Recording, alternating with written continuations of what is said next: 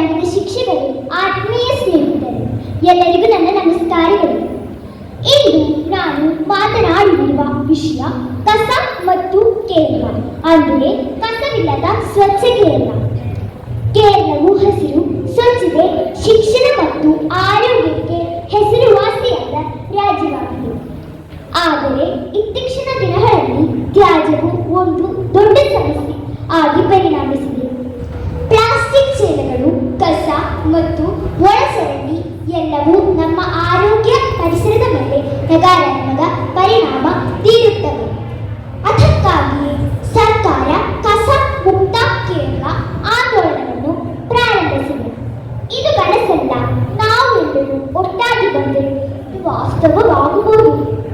ನಾವು ಮಾಡಬೇಕಾದ ಕೆಲಸವು ಸಣ್ಣ ಕೆಲಸಗಳು. ಒಂದು, ಪ್ಲಾಸ್ಟಿಕ್ ವಸ್ತುಗಳನ್ನು ಬಳಸಲು ತಪ್ಪಿಸಿ. 2, ಮನೆ ತ್ಯಾಜ್ಯವನ್ನು ಸಾವಯವ ಆಜೀವಿಕ ತ್ಯಾಜ್ಯಗಳಾಗಿ ವಿಂಗಡಿಸಿ ಸಂಗ್ರಹಿಸಬೇಕು.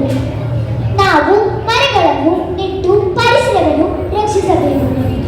ನಾವು ಮನೆಗಳು, ಶಾಲೆಗಳು, ರಸ್ತೆಗಳು ಎಲ್ಲ ಕಡೆ ಸ್ವಚ್ಛವಾಗಿ ಇಡಬೇಕು.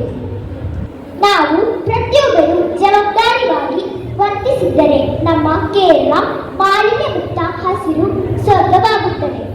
ಸ್ವಚ್ಛತೆ